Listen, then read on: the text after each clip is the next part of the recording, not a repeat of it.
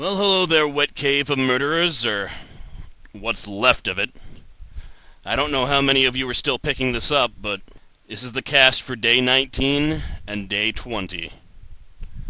I should have made one yesterday, but I was too busy making preparations. You see, while speaking with Luzar, he seemed to think that it was possible that we could survive, but I knew there was no way in hell. He calls me negative, but math don't lie. Even if we had built every single thing that was available to us, all of it, we would be getting a minimum of 300 zombies inside, and we would have wasted our chance to get out. And that's what most of us have decided to do. Not all of us, but most of us decided to get the hell out of Dodge. As the day went on, it looked like it was even worse than we had thought. At a minimum, about 400 zombies were going to get in. When you do the math, that's about 15 zombies for each of us if we're all in there. My house is okay. I did a lot of work to it, but I'd think at maximum maybe I could keep at 6 zombies. There's no way in hell.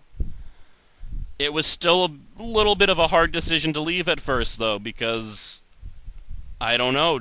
I'm not sure I wanted to go out into the desert and hide and wait to die, but for once, the dreams that I've been having were a little bit helpful somehow. After that last one, after the last horrible one, something was different. Again, in that dream, that was the first one where I recognized people. There were people that I'm in my dream that I'm in the town with, and every dream after that, I saw these familiar faces, as if they were following me throughout my dreams and helping me. And together, we did much better than in my past dreams. It somehow gave me hope. I mean, don't get me wrong, every single dream ended the same grisly way. But somehow, the time, our life together was more enjoyable. I mean, we're still fighting for our lives here, but it wasn't as bad. We did better. We cooperated.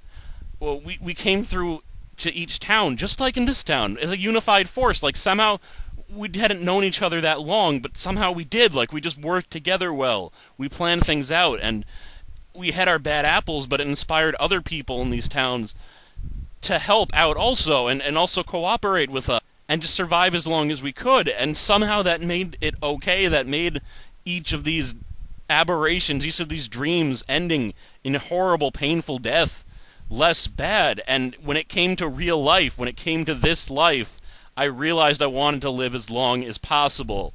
Even if it's going to be frightening, even if it's going to be terrorizing every night, just to spend a little bit more time with these people before the end comes. So I went out. I went out into the desert. A lot of us did end up going to the south. I was worried that our efforts in clearing the south so that we could possibly escape there were ruined because there were so many zombies, but not everyone left the town. But those that didn't leave the town helped us out. They came out and killed the zombies for us, then brought the weapons back so that we could have them. They made it safer for us. They sacrificed themselves in order to let us live. These are the heroes of this town. They are not cowards for staying behind. These are the heroes that let me speak today to everyone, that let me continue this, even if it's just for another day. And it is indeed Day 20. Day 19 went off about as well as we expected, and there were many deaths. In fact, every single person who stayed in town died. But thanks to those people's effort, every single person who went outside and camped lived. There were no deaths outside of the town. But of course, I do have an extensive obituary for Day 20.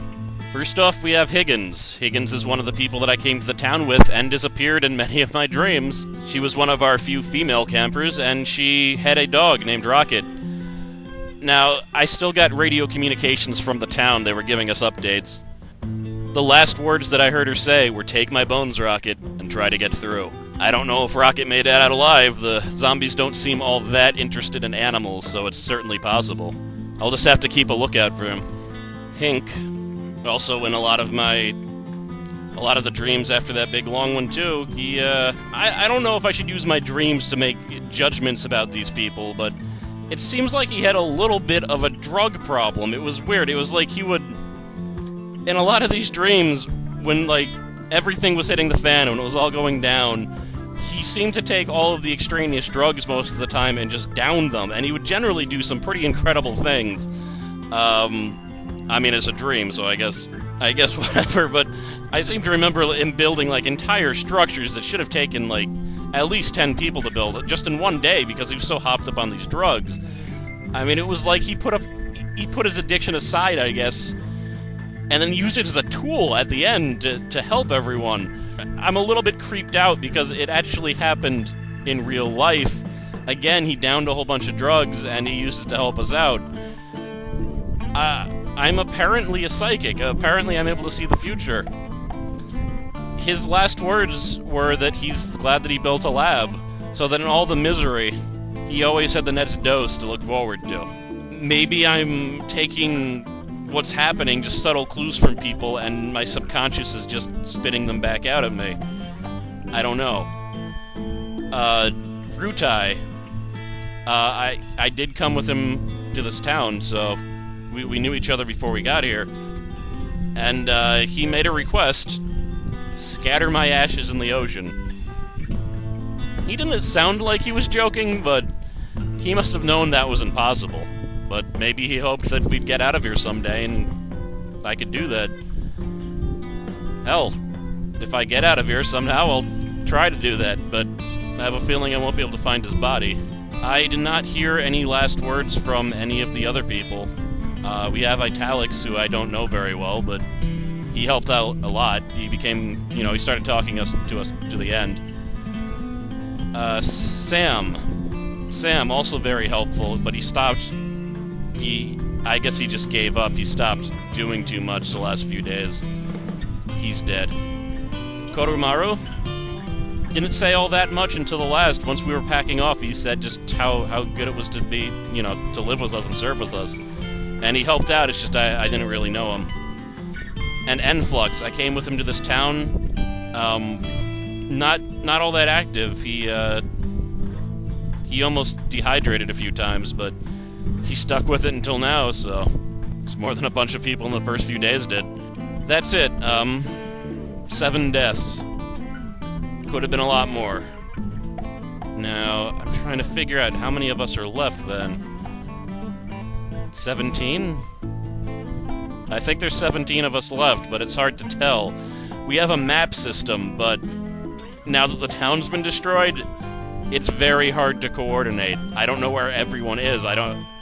But, people have checked in, but we're moving. It's hard to tell where people are. But everyone who went outside is alive and well. There's a little phenomenon that happens, though. Every single night that you stay outside, it's more and more likely that zombies will find you. It's like your body it stands out more. I'm not really sure.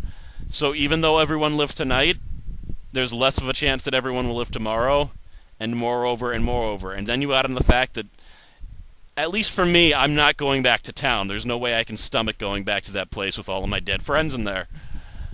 Even though it's possible a lot of them have been carted off to a Kermata queue, because some of us have gone back to town to get more supplies, to get more water. But that's the problem. Water is very hard to come by in the desert. So I don't want to move more than, 10 kilometers, because I'll get thirsty prematurely. I was thirsty today, but I drank. Now I don't have any water. I have to be very careful. But I'm right next to the nuclear bunkers. The nuclear bunkers seem like a pretty good place to set up. I'm right by it. Bram and Taylor seem to be, they cleared out one of the bunkers and they're staying there. Everyone's else location, I know there's some place at, the kebab. There's, this kebab shop. I'm pretty sure a few people are staying there. There's a whole bunch of other people to the south. Incidentally, we got southern winds, so a lot of us were able to search to things. And unfortunately, the only thing that's useful to us now is weapons. Everything else, iron, wood, I guess food is still useful. Good luck finding water in the desert. That generally doesn't happen.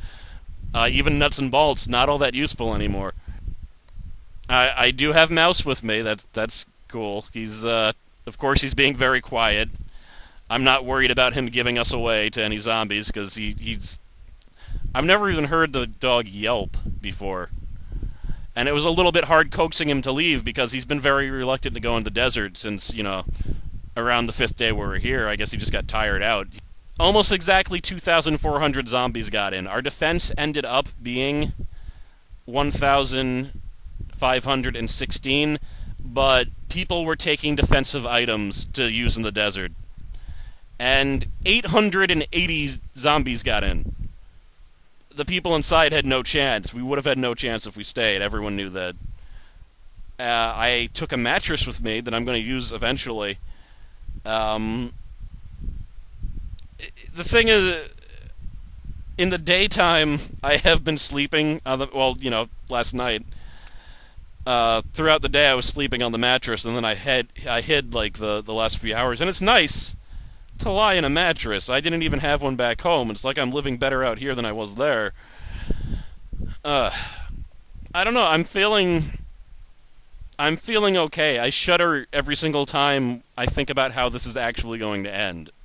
There's no way that this can end other than me being ripped to shreds, but for right now, I have radio contact with some of the people that are still alive. Going to leave my radio on from now on. I had been turning it off because it was picking up very weird signals. Like, it seemed like old signals that shouldn't have been able to be picked up.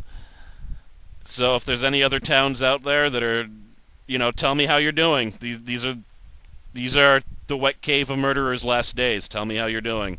Of course, you'll need a radio to contact me, but it seems that a lot of people have had radios, and that's been encouraging too.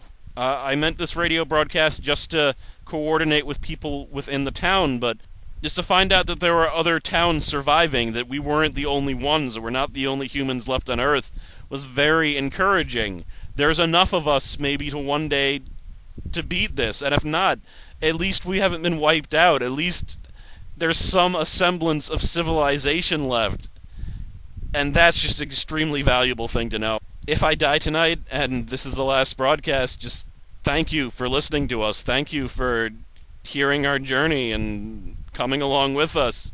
And good luck to every single one who is out in the sands, the refugees of the destroyed Wet Cave of Murderers. And good luck to every other town that hears this. I hope you live long, and I hope you appreciate the time that you have with each other. This is Knights, signing out. Hopefully not for the last time.